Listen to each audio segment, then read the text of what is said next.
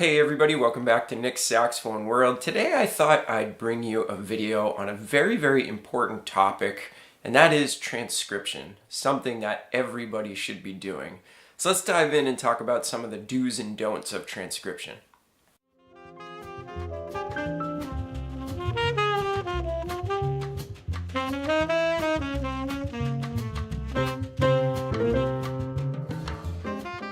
Okay, so we all know that a very important part of the jazz tradition is transcribing our favorite musicians and, quite frankly, stealing from them, right? Stealing material from them. It teaches us how to play jazz. It's been an accepted part of this medium of expression for so long. And other musicians, they don't get offended when you steal from them. In fact, it's quite an honor to be stolen from. So transcription is something that you should work into your daily practice routine because it really teaches you a lot of the intangibles when you're playing an instrument, especially the saxophone. We have such a rich history on this instrument of so many great players that came before us that it would really be a travesty to ignore that tradition and not learn from those people that we would never get a chance to study with in person because they're not around anymore. We could still take lessons with them by figuring out how they approached the music and what they did in their solos. So the transcription process itself can really make or break the way that you do this. And this is a really important thing that I talk about with my students very often is how do you actually do this? Because I don't want them to get turned off from the process or start doing it in a way that doesn't make sense and convinces them that this is too hard and that they can't actually do it. I hate seeing people go through that and then thinking transcription just isn't for me. That's not the case. Anybody can do this. Okay, so let's start with some of the do's of transcriptions, things that you should really consider doing or approaching in this certain way that are going to make things easier for you and are going to make this process a lot more fulfilling. So number one would be start with a solo that you really like. And this is important because transcription is very time consuming and very difficult. So you have to start with something that you just absolutely want to know how to play. Otherwise you're going to lose your motivation very quickly. The second thing you need to make sure that you do is you need to pick a solo that is doable, right? So what I'm talking about is pick a transcription that you think you can do. You know, if you pick Michael Brecker over some skunk funk for your first transcription ever, probably not going to work out for you. That is going to immediately turn you off from the process of transcription because it's so hard and it's so difficult to figure out what Michael Brecker is doing over this track. So pick something that seems approachable. And another thing would be, I would start by picking a relatively short solo because that sense of accomplishment you're going to get when you complete that first transcription you do is going to spur you on to do more and more. So don't pick like a 6-minute solo because it's just going to become exhausting and you're going to get burnt out on transcription right from the beginning. Okay, the third thing that you need to make sure that you do is you need to make sure that you listen to the solo like 100 times before you start transcribing it. This is the most important step in the process. You need to be familiar with the solo that you're about to transcribe before you even figure out a note of it. So make a playlist, put it on repeat, and listen to it like 5 times a day for about a week before you actually start transcribing it. This is possibly the most important thing I can tell you about transcription. Okay, the next thing would be try to sing along with the solo before you try to put it on your instrument. This comes after getting familiar with it. In fact, if you do this thing where you're listening to it on repeat for 5 days before you actually transcribe it, you're going to start singing along with it anyways, right? Because you're going to get really familiar with this and hopefully it's a nice melodic solo. You're not going to be able to help but start to, sing along and learn that solo. Once you can start singing along with it with some accuracy, you know that you're almost ready to start transcribing it.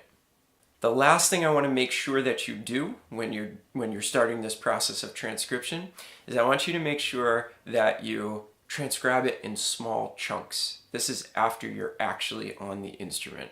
Don't try to set the goal of doing the entire solo in one day. You're going to fail.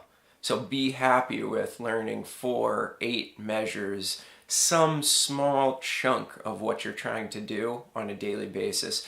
Don't bite off more you can chew. That again is going to hinder your ability to transcribe, and again it's going to turn you off from the process, which is definitely something that we don't want. Okay, so now let's transition into the other side of things. Some of the things that I want you to avoid when you're doing transcriptions. We already talked about a few of them in the other portion of the video, and the first one was don't bite off more than you can chew. Don't try to do a Coltrane solo that is happening at 300 BPM. Like, that's just not going to happen for you. That could be down the road once you're an experienced transcriber of solos. Don't worry, you'll get to that. Pick some simple ones. Pick some very, very simple stuff. Don't get in over your head. The second and really big thing that I want to emphasize, don't write it down as you're doing it. And there's a couple of reasons for this. First of all, if you're concerned with writing it down and figuring out all the rhythms and committing everything to paper while you're doing it, the process becomes much more stressful. All right, and that's the thing. We want to turn this into a fun experience, not a super stressful one, which is what I see a lot of students experiencing, and it turns them off from the process. So don't write it down. Simply be concerned about figuring it out on your instrument and memorizing it. And this is also a really important exercise in memorization techniques, which is really important in jazz. In jazz, we need to memorize a lot of tunes. We need to memorize, vocabulary, stuff like that. Transcribing can be an extension of that. So do not worry about writing it down.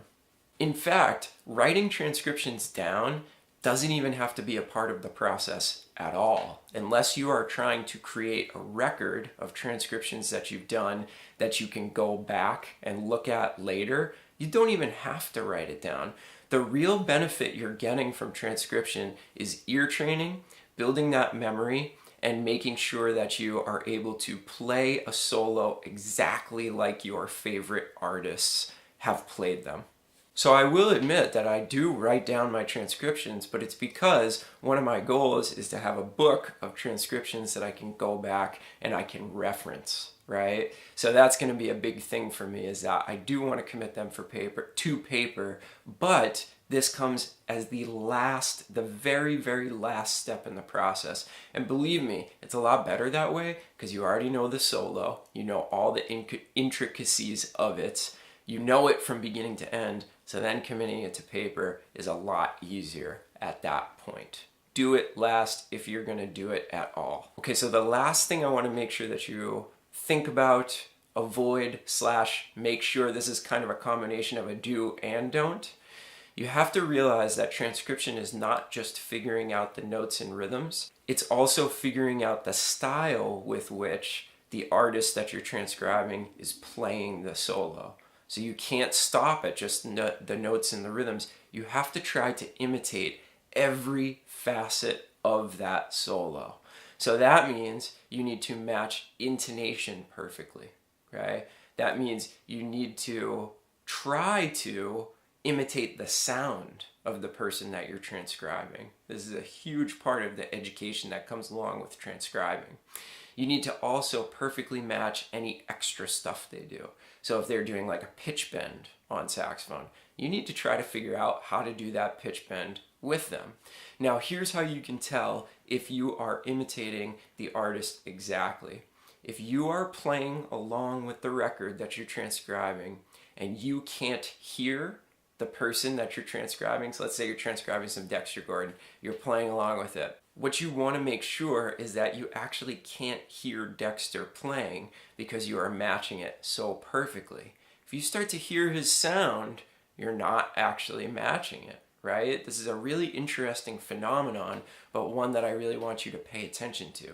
So you need to do all of the tangibles and the intangibles when you're transcribing. because that's really what the exercise is all about. Trying to play just like somebody that you really enjoy. All right, so hopefully some of these tips will help you on your next transcription endeavor. Maybe you're somebody that hasn't done any transcription, and this video will help you to get that process started.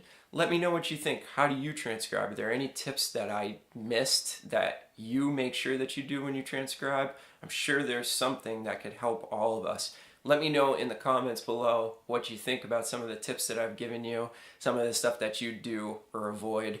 Make sure that you hit subscribe and turn on notifications for more videos like this and more saxophone related stuff. Thank you so much for watching, and we'll see you on the next video. Bye everybody.